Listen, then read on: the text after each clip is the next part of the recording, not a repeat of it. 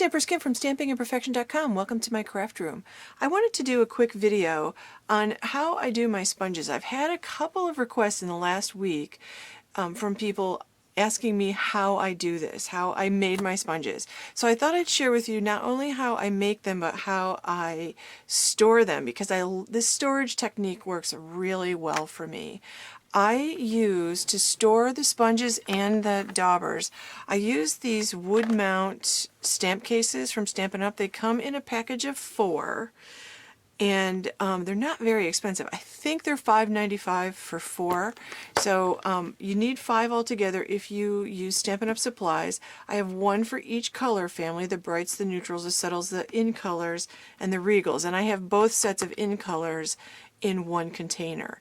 And what I do is I just store my sponges and my daubers in one of these cases, and then I keep the cases right on my desk on a DVD shelf, because these fit perfectly on a DVD shelf. So they all face me, labeled just like that, so I can see which one I need to pull out when I do that. So let me show you how I make them. You purchase the sponges, you get a package of 3, and you can purchase all of this stuff online at mystampingstore.com. So I take 1 sponge and I use my craft scissors and I just cut it in half. And then I cut each half in half, so I get these little triangles. This is a really comfortable shape because you can hold this part and then sponge on with that part. So just cut that in half. So you end up with 4. This is, to me, a perfect size for sponging because I can keep my fingers out of it mostly.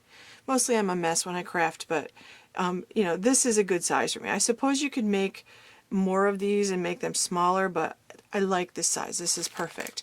So then what I do is I take, I like to have the color on there, so I basically take a piece of the cardstock in the color that I'm going to use that sponge for. So each color has its own sponge. I'm using the scallop oval punch. You can use whatever punch you want.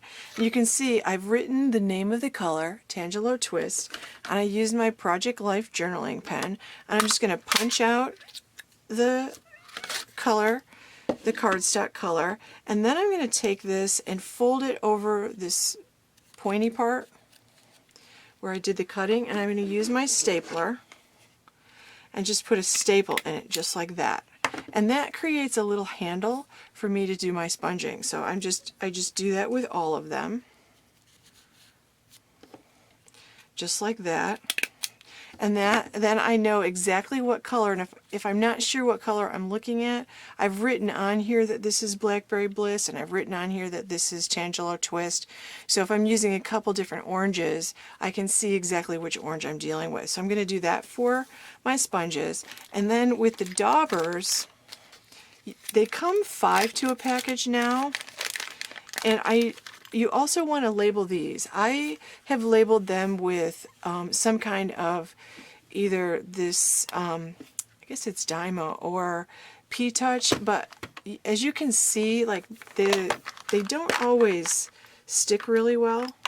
So I don't know whether it was just the batch of tags I had, so you have to sometimes go back and like really push those down. And I've also used the silver or gold Stampin' Dazzle marker. That actually works really well to write on the side. You just write it on the side and then let it dry, and that works really well for that. And then I'll put all of these in one container. Since these are in colors, I'll put them in my in color container.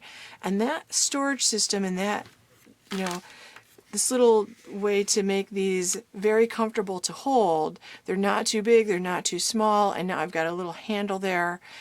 That actually has worked really well for me. So thank you for the question, for the people who sent me the emails asking how to do that. And thanks very much for watching. Stop by my blog at stampingandperfection.com. Make sure you subscribe to my YouTube channel for more tips and ideas. And give this video a like below and share with your friends. Thanks for watching.